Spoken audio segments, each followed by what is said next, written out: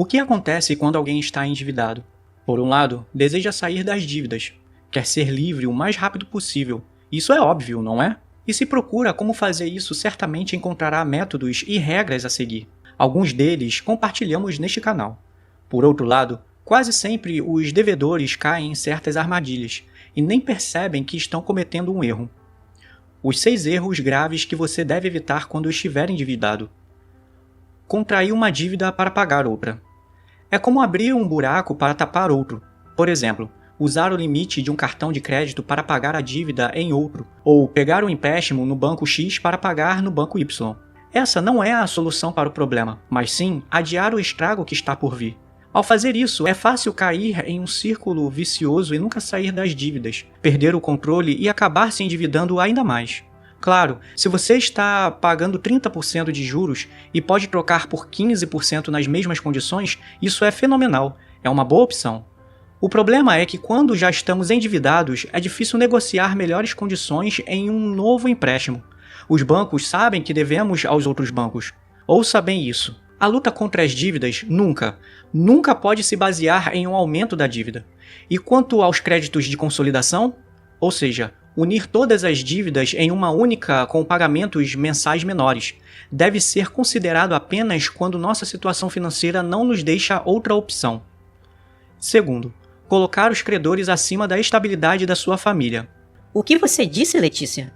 Que minha família está antes do que minha dívida? Eu sei que esse ponto pode ser controverso. Claro, devemos fazer tudo para pagar as dívidas o mais rápido possível, mas antes de pagar as dívidas, primeiro devemos atender às necessidades básicas da nossa família como despesas com comida, medicamentos, moradia, vestuário. Apenas o restante do dinheiro é dedicado para o pagamento das dívidas. Além disso, não devemos nos desfazer do fundo de emergência. O fundo de emergência é reservado apenas para emergências. Não use esse dinheiro para pagar o cartão de crédito ou um empréstimo bancário. Isso não são emergências. Se o dinheiro não é suficiente, busque outras formas como solicitar um aumento, criar renda extra, etc. Esvaziar o fundo de emergência criaria problemas mais tarde. Antes de continuar, preciso dizer isso mais uma vez. É importante pagar a dívida, mas nem o banco nem ninguém mais cuidará do bem-estar da sua família. O banco cuida de seus interesses e você, em primeiro lugar, deve cuidar da sua família. Terceiro, pagar dívidas sem ter um plano. Quando você recebe o pagamento, provavelmente deseja usá-lo imediatamente para quitar pelo menos parte da dívida. E bem, um pagamento adicional de R$50 é uma boa ideia, mas é ainda melhor direcioná-lo para onde realmente é necessário. Se você tem vários compromissos, é necessário priorizar. Nem todos são igualmente custosos. E nem todos são igualmente urgentes. Portanto, planejar é a parte mais importante para sair das dívidas. Ao elaborar um plano, você deve prestar atenção a questão como quantas dívidas tem, o valor de cada uma, o estado de suas dívidas, seja atual ou vencido, e a quantia de dinheiro que tem disponível por mês. Ao seguir um método como o da bola de neve, será mais fácil realizar os pagamentos e manter-se atualizado. Quarto, não devemos continuar usando os cartões de crédito. Quando se trata de dívidas, é necessário tomar ações radicais, e uma delas é cortar os cartões de crédito. Assim evita completamente cair na tentação de usá-los e contrair novas dívidas. Mas se não conseguir encontrar a força para fazer isso, pelo menos deixe seus cartões em casa.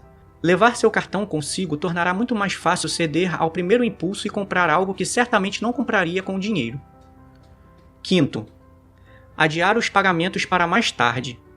Isso é muito comum. A parcela é de R$200 e você só tem 50.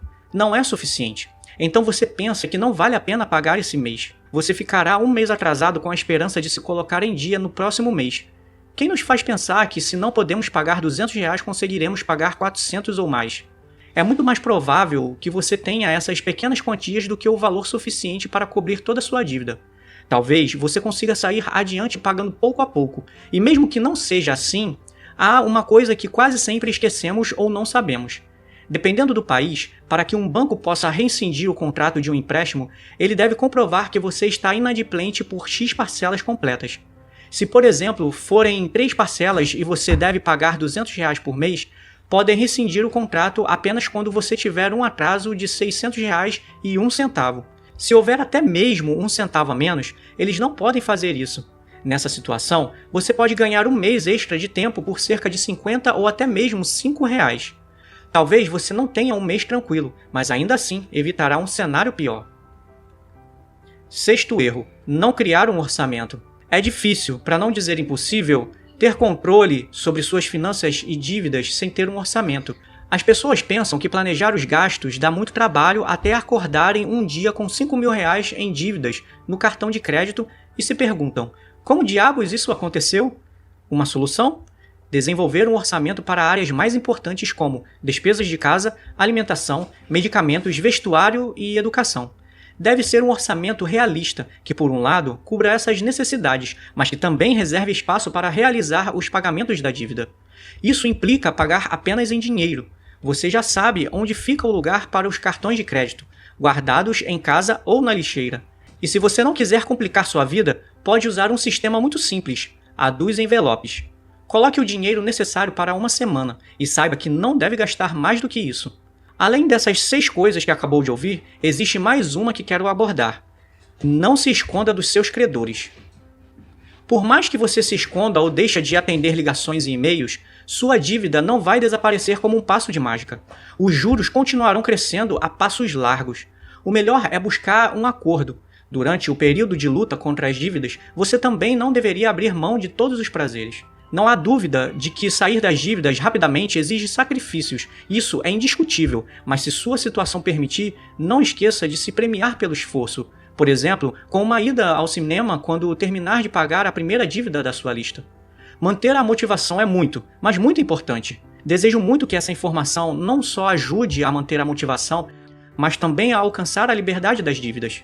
Se você gostou desse vídeo, curta, comente e compartilhe para nos ajudar no crescimento de nossa comunidade, pois o sucesso desse canal só depende de você.